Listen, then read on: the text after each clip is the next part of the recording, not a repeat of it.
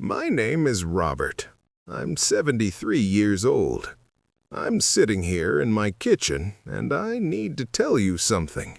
Not because I think you'll care. Not because I think it'll change anything, but because I've been carrying it for a long time, and I don't know how much longer I have to say it. When I was 52, my heart stopped working properly. I was at work, middle of the afternoon. I was standing by the copy machine, and suddenly the room tilted. I woke up 2 days later in a hospital bed. The doctors used words like cardiac event and lucky and lifestyle changes, but all I could think about was how close I'd come to disappearing and how little I would have left behind if I had. I grew up believing that life happened in stages.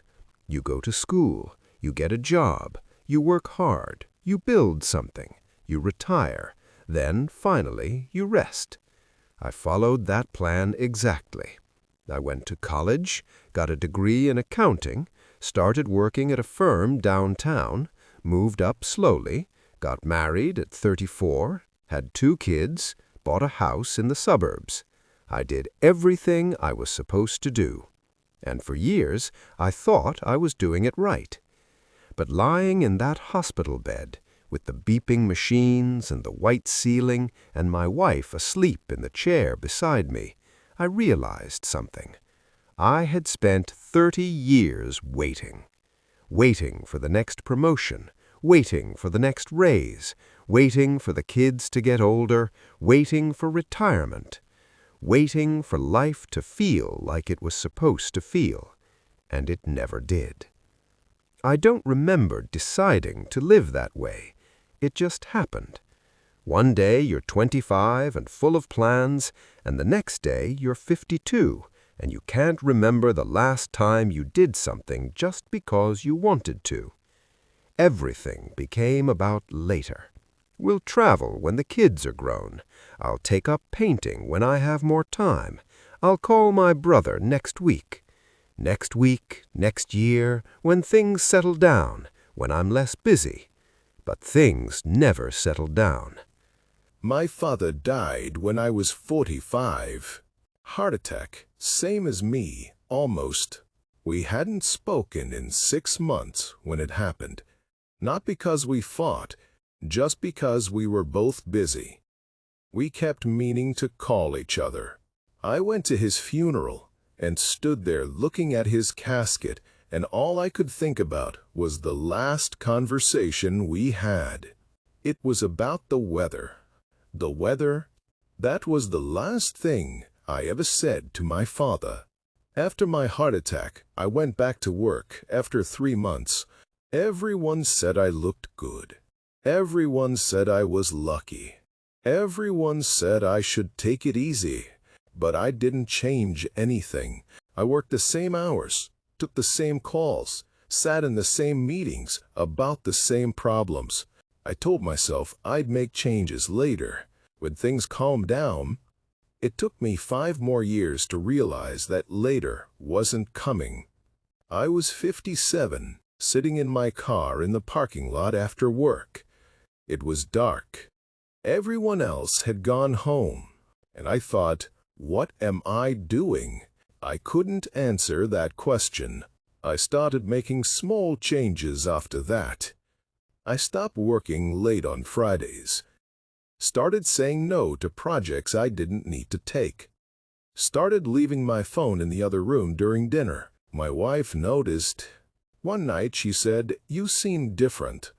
I didn't know how to explain it. I just said, "I'm trying." I'm 73 now. My wife is 70. We've been married 39 years. And I can count on one hand the number of times I told her, clearly and directly, that I loved her. Not because I didn't love her, but because I thought she already knew. I thought there would always be time to say it later. My son is 42 now. He lives 3 hours away. Has 2 kids of his own. We talk on the phone every few weeks, surface things. How's work? How are the kids? Weather's been nice. I don't know what he worries about. I don't know what keeps him up at night. I don't know if he's happy, because I never asked. And now it feels too late to start. There's a trip I always wanted to take, to Scotland. My grandmother was from there. She used to tell me stories about the Highlands, the coast, the old stone houses. I always said I'd go someday. I'm 73. I still haven't been. Not because I can't afford it, not because I don't have time, because I spent so many years putting it off that now it feels like something I'll never do. I think about my father sometimes. I think about all the things we didn't talk about. His childhood, his regrets, what he was proud of, what scared him. I'll never know any of it now, because I thought we had time. When people ask me what I've learned, I don't know what to say, because the truth is, I didn't learn anything complicated. I just learned that time moves faster than you think, and that the things you keep putting off don't wait for you. The opportunities you think will come around again won't come around. The words you think you'll say later might never get said. I'm not saying this to scare you. I'm saying it because I wish someone had said it to me when I was 30 or 40 or 50, before I spent so many years waiting for a moment that never came. I retired 8 years ago. Now I have all the time I thought I needed, and I don't know what to do with it, because the people I wanted to spend it with are gone, or busy, or we've drifted too far apart to find our way back. Last week, my grandson asked me what I did when I was his age. He's 12. I tried to think of something interesting to tell him, but all I could remember was work, meetings, deadlines, stress. I couldn't think of a single adventure, a single moment where I did something just because it made me feel alive. And I realized I don't have any stories. I have a career. I have a house. I have savings.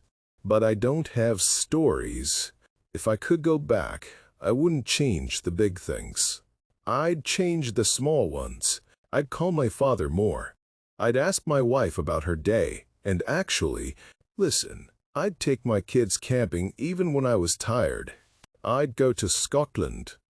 I'd stop telling myself that life would start later, after this project, after this busy season, after I got things under control. Because life was happening the whole time, I just wasn't paying attention. I don't know how much time I have left. Could be 10 years, could be 2, could be less. But I know this. I can't get the last 50 years back. I can't undo the things I didn't do. I can't have the conversations I never started. All I can do now is sit here and hope that maybe someone hears this. Someone who's 30 or 40 or 50. Someone who's still telling themselves they have time, because you might not. My name is Robert. I'm 73 years old, and I spent most of my life waiting for it to begin. Don't do what I did.